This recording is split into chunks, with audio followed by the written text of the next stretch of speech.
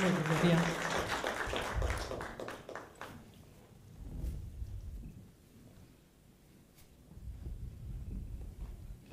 Казвам се Валя Червеняшка и съм една от задържаните сестри 8 години и половина в либийски затвор.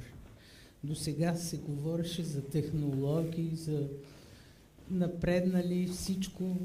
Аз ще ви върна малко в миналия век, преди 24 години, за случая, който да ви разкажа.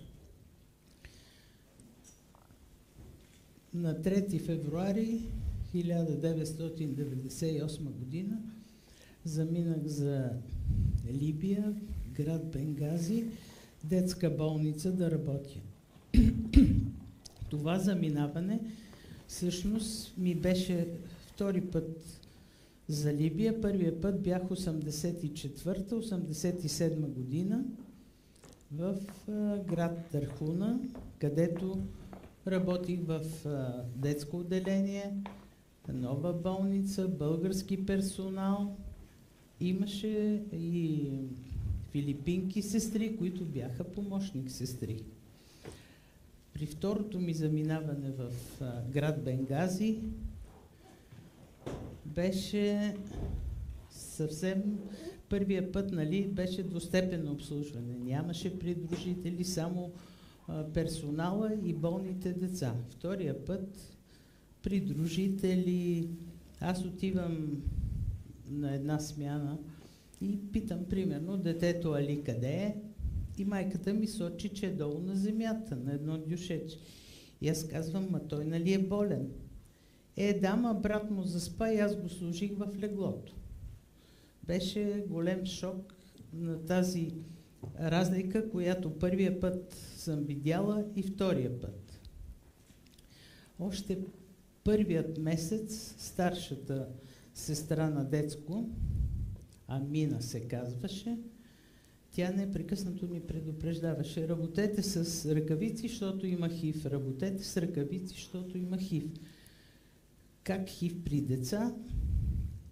И така по един случай, по два, и след четвъртия месец обособиха инфекциозно отделение, което да се лекуват само спиносно болни деца.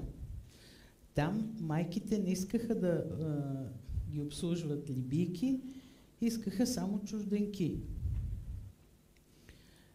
И една година след като работех там, аз бях цял ден на работа и към края на работния ден те казват: хайде отивайте в Идарата, за да ни върнат паспортите, защото паспортите си седяха в Идара. Това е управлението там на болницата. Като отивам, влизаме вътре в кабинет на главен лекар ли, на кой беше, не знам. Влизаме вътре, те заключват вратата. Влизаме така. След това излизат един по един, те пак заключват вратата. Къде ми отивате? На втория етаж.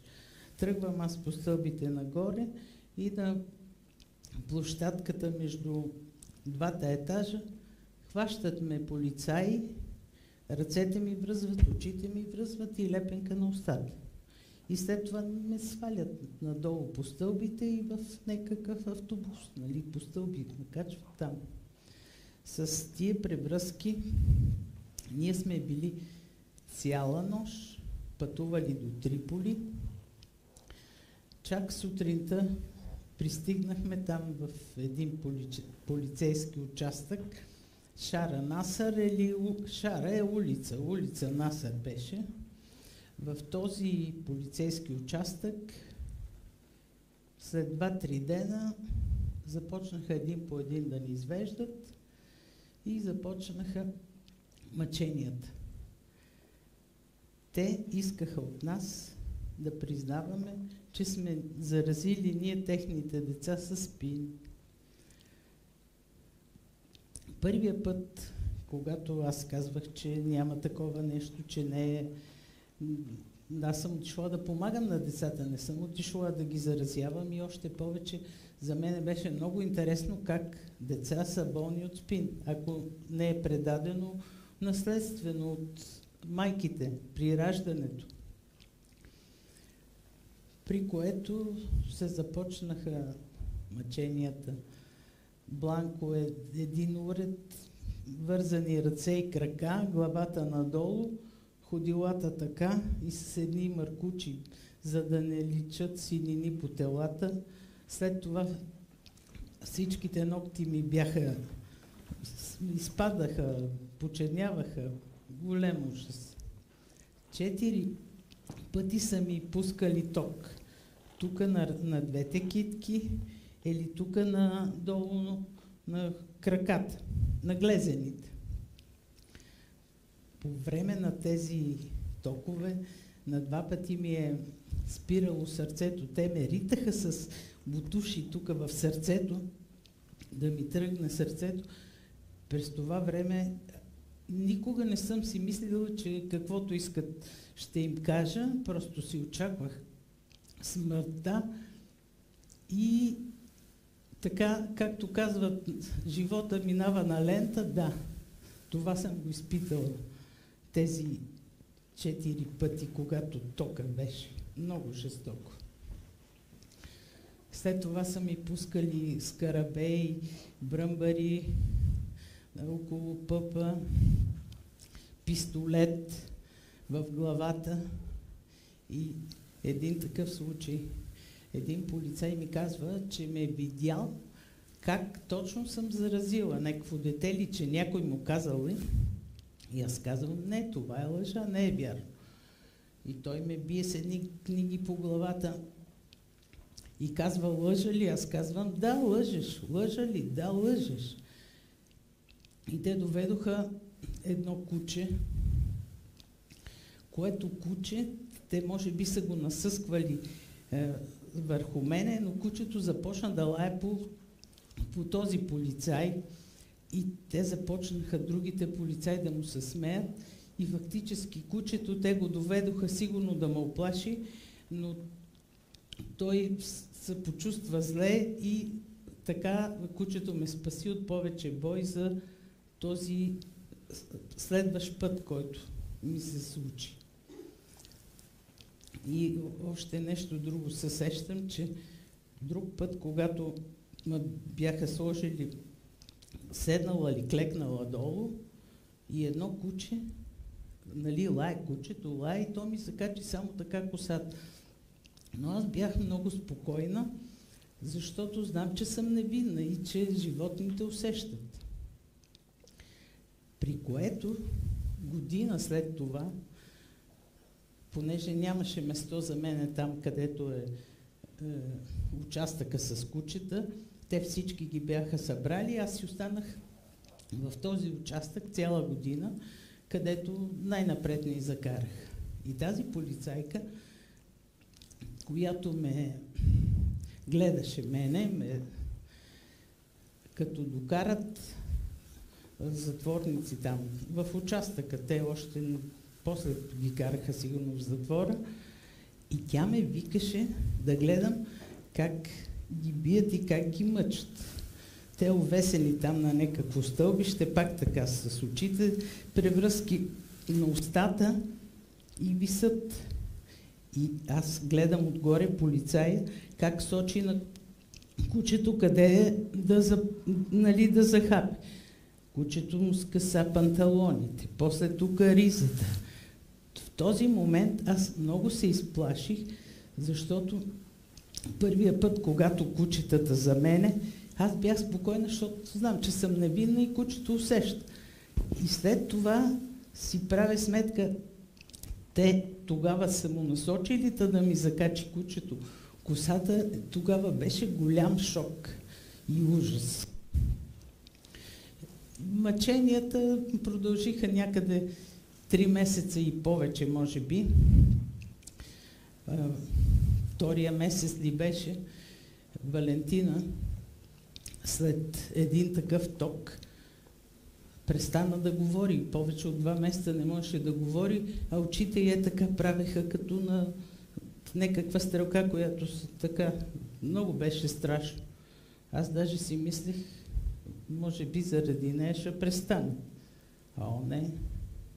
Още на следващия ден, нали, те така редуваха през 2-3 дена всеки от нас, който ходеше. Така че беше много жестоко. След 1 година, вече когато и Кристияна беше отказала, тя беше признала в един момент, защото на Бажелия беха качвали, тя беше отказала и ни събраха всички в затвора в Триполи, Ждейда, на който, където либийките много, нали, какъв ужасен момент беше, когато ни закараха в затвора след 1 година и ни набутаха в едни килии, много страшни, там тези били за наркомани или не знам за тия, дето наркотици. Отгоре само небето се вижда. И в един момент, когато момента за обяд или за храна идват, отварят килиите, влизат много либийки и деца. И аз гушкам едно. Ма то сладко. На 2 годинки, около 2 годинки беше. И го питам, как се казваш? А то беличко с едни синьо-зелени ученца, много сладко детенце. То ме гушнало и аз му се радвам. И другите отишли, майка му викат, идвай бързо, че уния убийките хванаха кадри и ще му направят нещо. Майката дошла. Като видяла тази нали, мила картинка и казала, децата никога не се лъжат, те жени не са такива.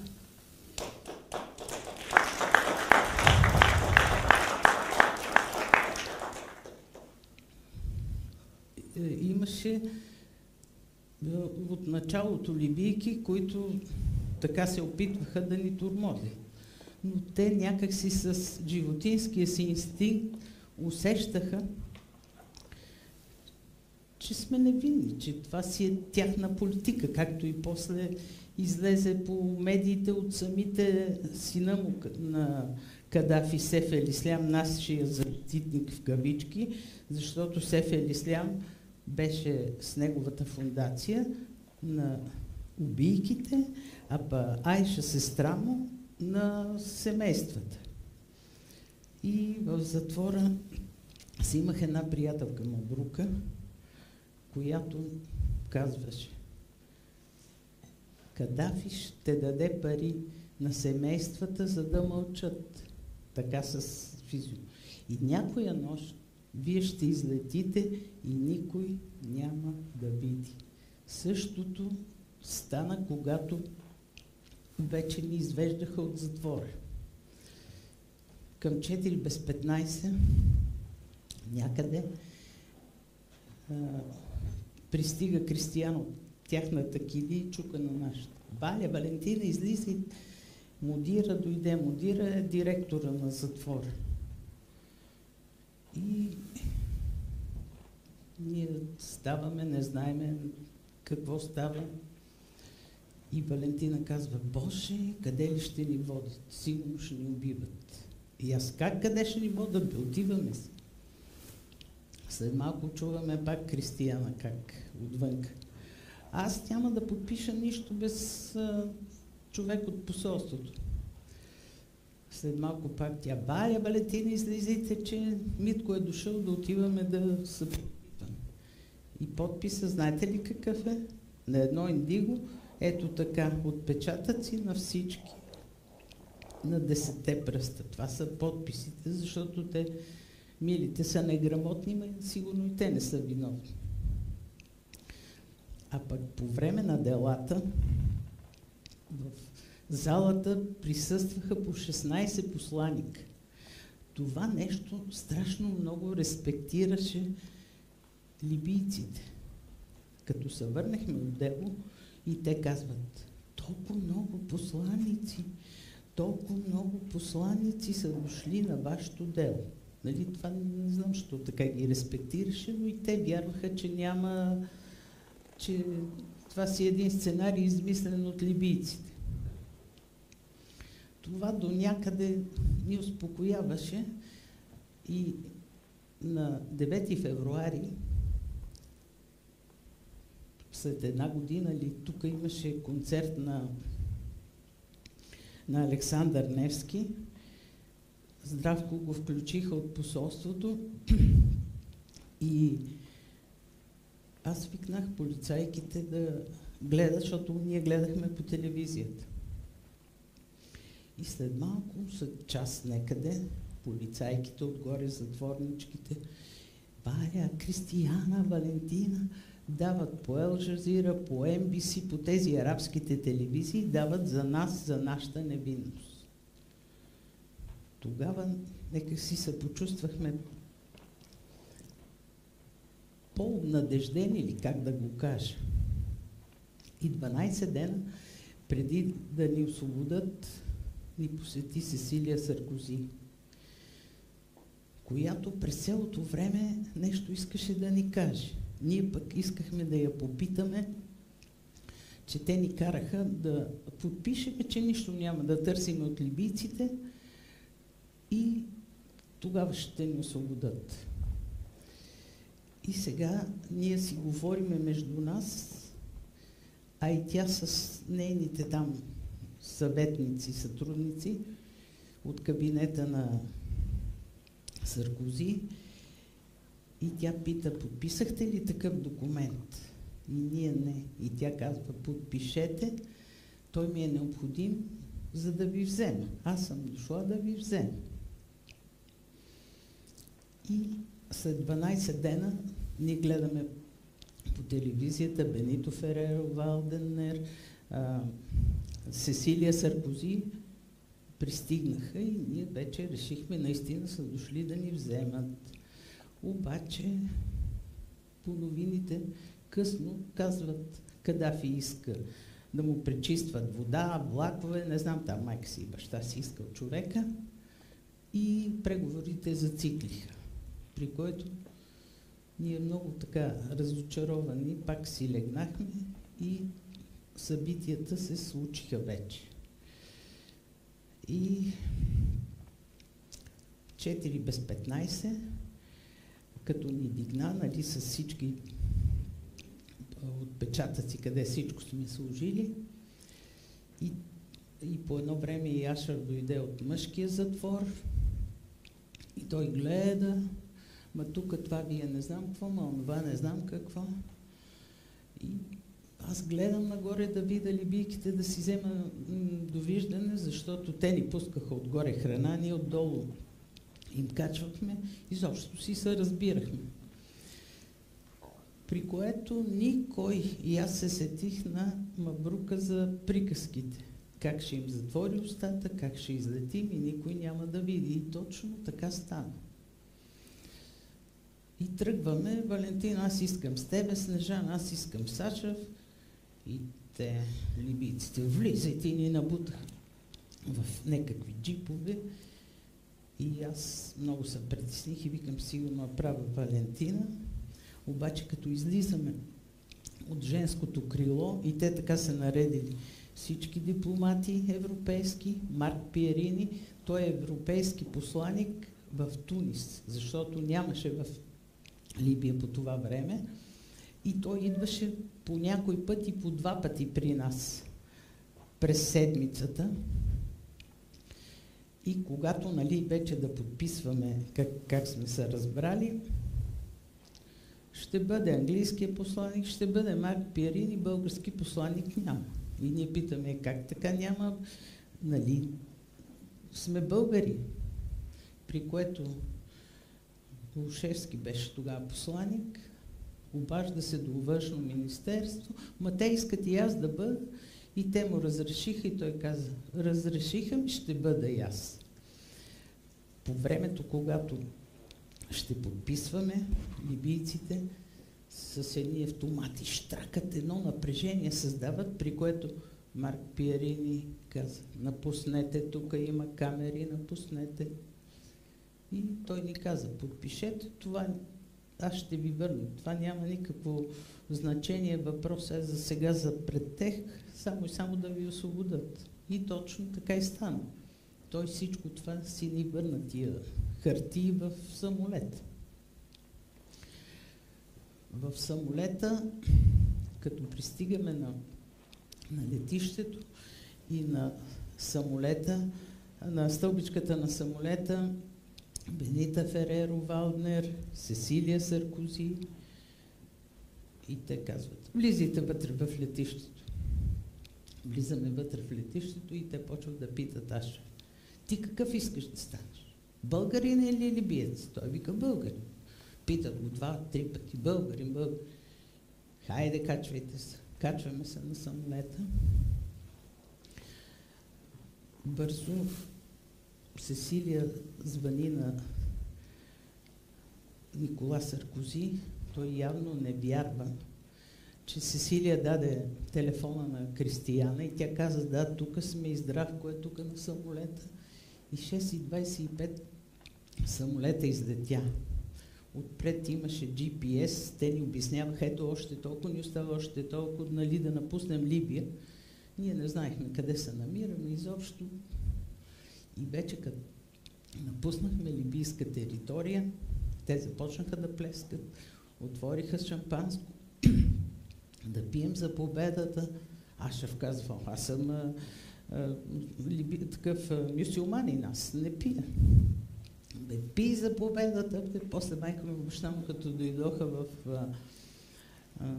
в Бояна, по същия начин: те: ма ние сме мюсюлмани и не пием. Той: ще пиете за победата, че съм си дошъл.